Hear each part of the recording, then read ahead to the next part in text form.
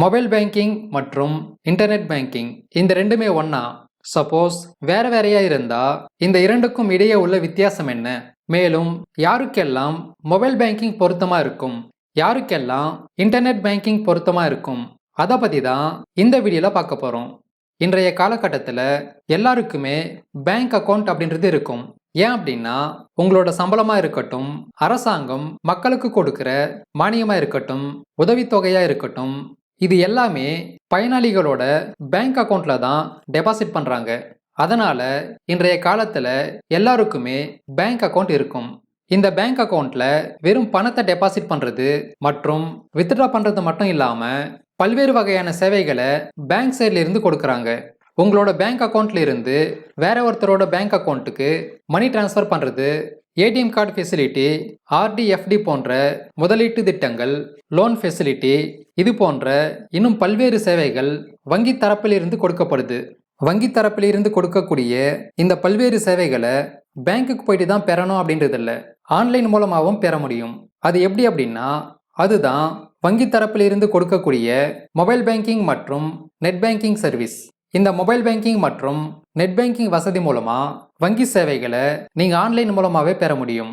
Mobile banking மற்றும் net banking இந்த ரெண்டுமே ஒன்னா அப்படின்னா இந்த ரெண்டுமே வேற வேற. மொபைல் பேங்கிங் மற்றும் நெட் பேங்கிங் இந்த ரெண்டுமே வங்கி தரப்பில் இருந்து வாடிக்கையாளர்களுக்கு கொடுக்கப்படும் ஒரு ஆன்லைன் சேவை தான். ஆனா ரெண்டுமே வேற வேற நோக்கங்களுக்காக உருவாக்கப்பட்டது.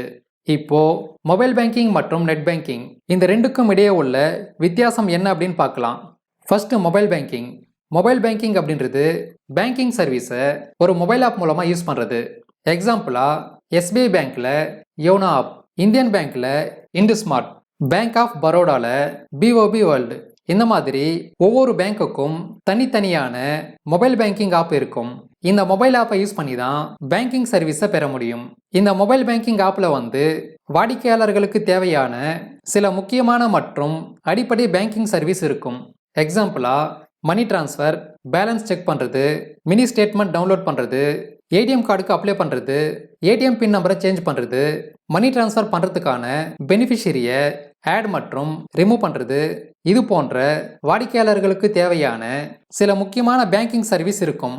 இந்த மொபைல் பேங்கிங்கோட டிசைன் யூசர் ஃப்ரெண்ட்லியாக இருக்கும். இந்த மொபைல் பேங்கிங்கை யூஸ் பண்ண ஒரு ஸ்மார்ட் ஃபோன் இருந்தால் போதும்.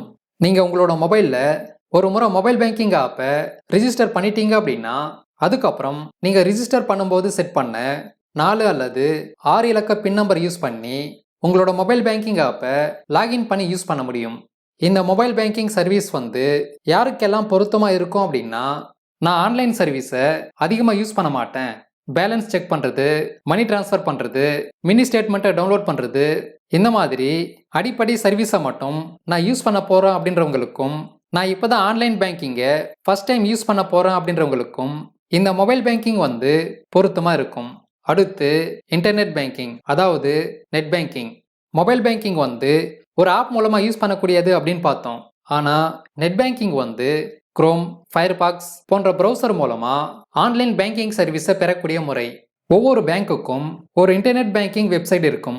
நீங்கள் எந்த பேங்க் அக்கௌண்ட் யூஸ் பண்ணுறீங்களோ அந்த பேங்க்கோட நெட் பேங்கிங் வெப்சைட்டில் போயிட்டு உங்களோட யூசர் நேம் மற்றும் பாஸ்வேர்டை என்டர் பண்ணி நெட் பேங்கிங் சர்வீஸை யூஸ் பண்ணலாம்.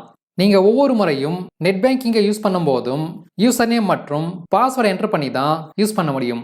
இந்த நெட் பேங்கிங் சர்வீஸை mobile browser, laptop, desktop computer போன்ற எதில் வேணும்னாலும் பயன்படுத்த முடியும். இந்த நெட் பேங்கிங்கில் சில அட்வான்ஸ் பேங்கிங் சர்வீஸ் இருக்கும்.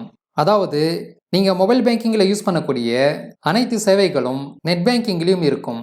மேலும் மொபைல் பேங்கிங்கில் இல்லாத சில அட்வான்ஸ் பேங்கிங் சர்வீஸ் நெட் பேங்கிங்கில் மட்டும்தான் இருக்கும். இந்த நெட் பேங்கிங் யாருக்கெல்லாம் பொருத்தமாக இருக்கும் அப்படின்னா, நான் வங்கி தரப்பில் இருந்து கொடுக்கப்படும் சில அட்வான்ஸ் பேங்கிங் சர்வீஸை யூஸ் பண்ணணும் அப்படின்றவங்களுக்கும், என்னோட பேங்க் அக்கௌண்ட்டை நான் பிஸ்னஸ்க்காக யூஸ் பண்ண போகிறேன் அப்படின்றவங்களுக்கும் இந்த நெட் பேங்கிங் பயனுள்ளதாக இருக்கும். இதை சுருக்கமாக சொல்லணும் அப்படின்னா, நீங்கள் பேலன்ஸ் செக் பண்ணுறது, money transfer, ATM card facility போன்ற அடிப்படை சேவைகளை மட்டும் யூஸ் பண்ண போகிறீங்க அப்படின்னா உங்களுக்கு மொபைல் பேங்கிங் பொருத்தமாக இருக்கும்.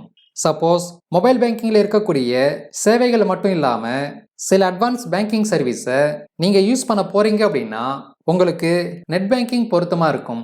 அடுத்து ஒரு பேங்க் கஸ்டமர் வந்து மொபைல் பேங்கிங் அல்லது நெட் பேங்கிங் இந்த ரெண்டுத்துல ஏதாவது ஒன்றா தான் யூஸ் பண்ண முடியுமா அப்படின்னா இந்த ரெண்டையுமே நீங்க ஓபன் பண்ணி யூஸ் பண்ண முடியும். அதாவது மொபைல் பேங்கிங் மற்றும் நெட் பேங்கிங் இந்த ரெண்டையும் நீங்க யூஸ் பண்ண முடியும். அல்லது இந்த ரெண்டுல ஏதாவது ஒன்றா மட்டும் யூஸ் பண்ண முடியுமா அப்படின்னா அப்படியும் யூஸ் பண்ணலாம். இந்த வீடியோல பேங்க் பத்தின ஒரு பயனுள்ள தகவலை பார்த்தோம்.